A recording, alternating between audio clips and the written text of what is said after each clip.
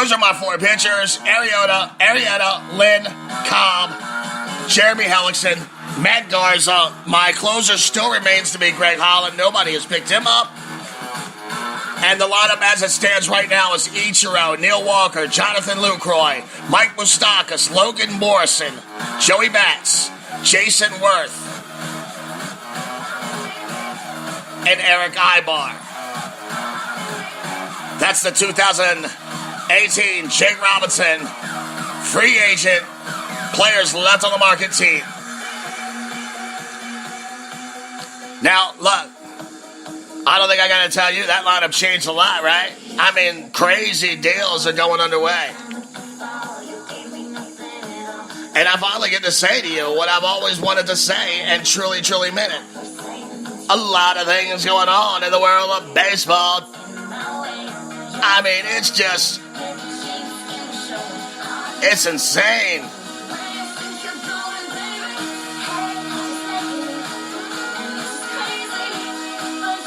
And I gotta tell you, I didn't realize how much work it was really gonna be. I mean, it is insane. Things are happening now. And now with the technology, we're up to the minute on all of it.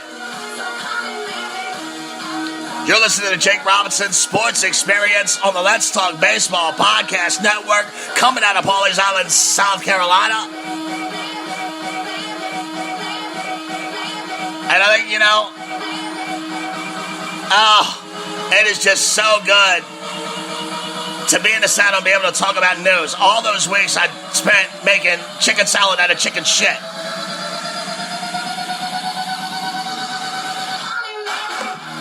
And here we go. Eric Hosmer signs with the Padres, 8-year, $144 million.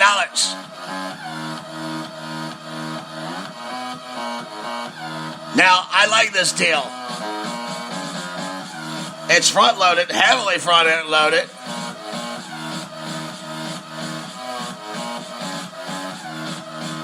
And he's got a player opt-out after 5 seasons at the age of 33. I think this deal works for both of these teams on a lot of ways. I think, for the Padres, you front-load the deal.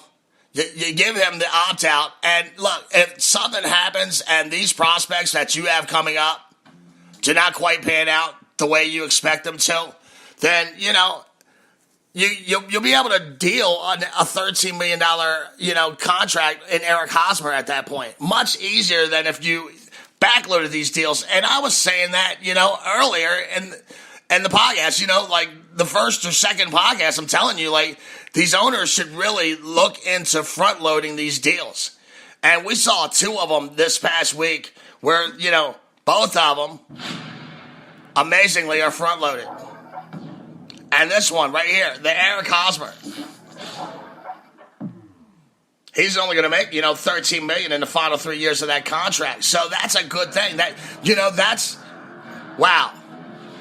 Now, either the owners really did get smart all at one time, or they didn't, and they just magically, because now all these deals are front loaded. You notice this? The Jay Bruce was front loaded, but it is what it is. Okay.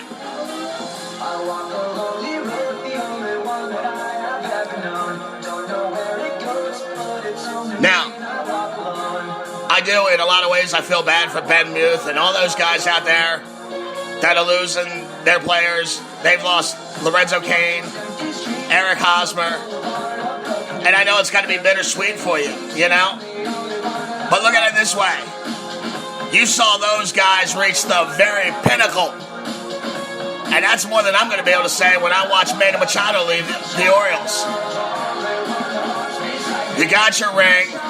You got some young players coming up, and you got a very good general manager in charge, and you're going to have to trust the system at this point.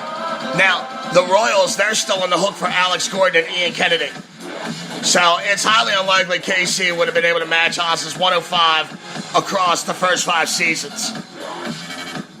And I don't even know that the Royals really wanted to be at that point. I think they offered him what they offered him as a gesture of goodwill, and maybe to get some negotiations going for Hosmer. I truly believe that. The best way to break this contract down, Hosmer signs a 5-year, $105 million contract with $30 million. Basically the way I look at it, it's a $30 million insurance policy on the back end of that deal. Not that they're hedging their bets, but look, like I said, if Luis Urias and Fernando Tatis Jr., that doesn't work out, well, you got a little fallback plan, and maybe you can, flip Hosmer at that point. Instead of, him making 20 whatever million on those back years, and you're not able to flip him. You see how that works, Orioles? You see how you're supposed to do that with, like, a slugger?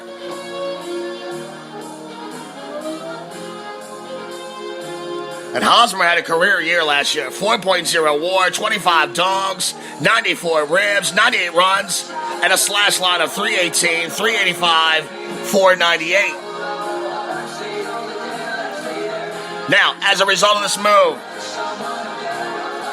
I think we can all agree why Will Myers is going to move to one of those corner outfield positions. And look, I'm going to be honest with you. Ever since he signed at San Diego, I watch tape every night. I watch baseball games every single night. But I've been watching a lot of Padres games this past week. And I've been watching a lot of Andrew Cashner starts. And I'm going to tell you that the Padres have some players. Now, their payroll was only $70 million before Hosmer's signing. So this really should not hamper this club at all. At all. Quite possibly, this might be the beginning. And now that Myers will move to the outfield, I'm assuming that, Joel Pirela. And I like Joel Pirela. Like I said, I've been watching these games, and I love this kid. This kid is an extra base machine. I'm assuming they're either going to move him to the infield, or what I'm hearing now, and these are just the rumors that I'm reading, and Jake the Snake don't like no fucking rumors and innuendo. I want real shit. I want credibility. But the rumor that I'm hearing right now is that the San Diego Padres are actually shopping Hunter Renfroe.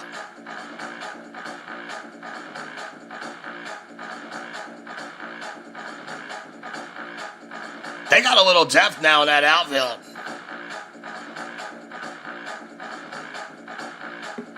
I got Myers, Manuel Margot, which I believe is one of the best kept secrets in the game of baseball right now. He's a center fielder for the San Diego Padres, and the kid can flat out ball. And you better recognize. At this point, I would have it Myers, Manuel Margot, and Hunter Renfroe. That's not bad at all. Now, if you move Renfroe, you can keep Pirela out there. That's a tough call right there, but maybe they flip one of those guys to get a pitching. Because the pitching's still going to need some work. Now, the Pods, they're not a small market team, even though they play like one. Forbes values that club at $1.125 billion last April. Paying Hosmer $18 million on average for the first 5 years of that contract, that's not going to hurt the Friars whatsoever, economically. So these sons of bitches better not come back crying poverty. Now, in the offseason, the Padres have added shortstop Freddie Galvis and third base Chase Headley through trades. And, of course, this one right here with Hosmer.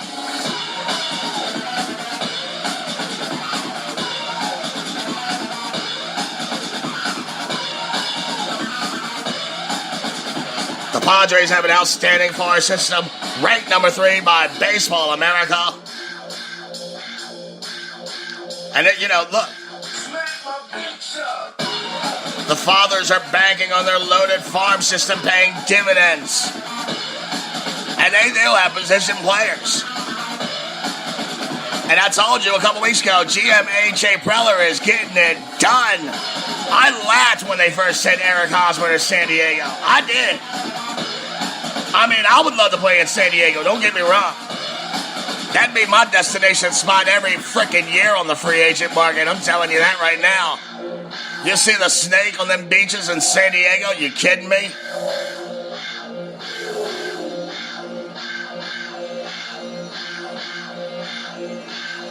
Hosmer's only 28 years old, 4 Gold Gloves. He was signed on the 17th. And the Padres' position players officially returned to camp on the 18th. The Padres, they've had 7 consecutive losing seasons. And they haven't reached the playoffs since 2006.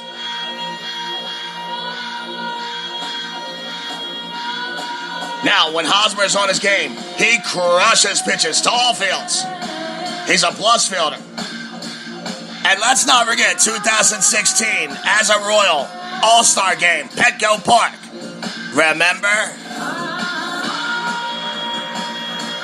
Well, look, all Eric Hosmer did that night was home run, RBI, single.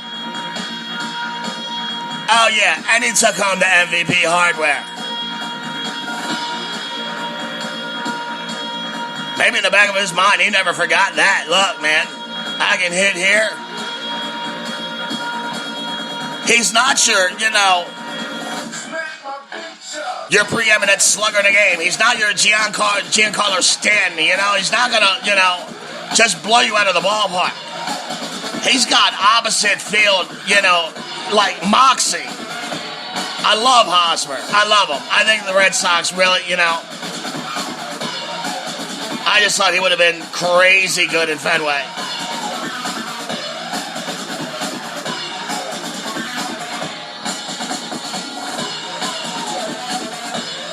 Like I said, this shouldn't crush payroll at all. Industry profits, they're soaring, as are franchise valuations. Keep in mind, the Miami Marlins, $1.2 billion. When they were sold, $400 million more than what the Friars fetched 6 years ago. So I don't want to hear no crime, poverty bullshit out of these sons of bitches. But I am glad that to see San Diego, really putting an effort into that baseball team this year. I love it. I love it.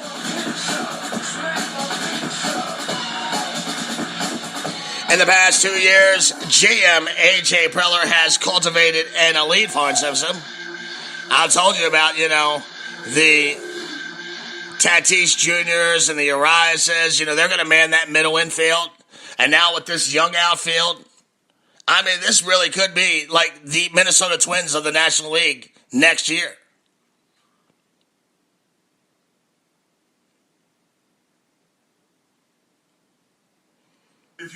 It's not going to hurt your payroll. It's not going to hurt the franchise's value. You're not ever going to be hamstrung by this contract at all.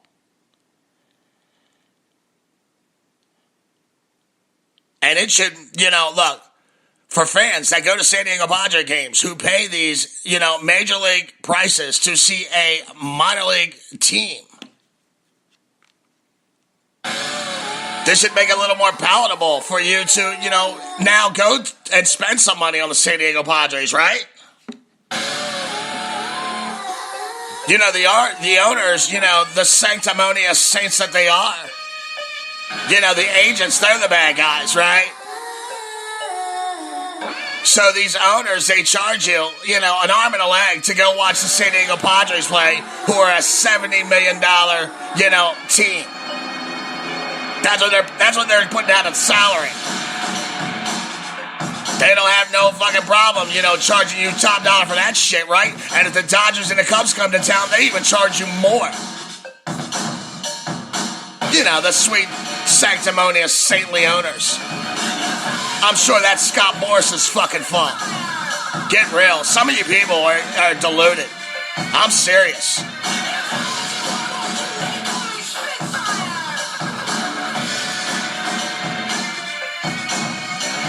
You're listening to the Jake Robinson Sports Experience on the Let's Talk Baseball Podcast Network. We're digging into Eric Hosmer and the San Diego Padres, and I am so happy to be back. It's your boy, Jake the Snake, the Spitfire, baby.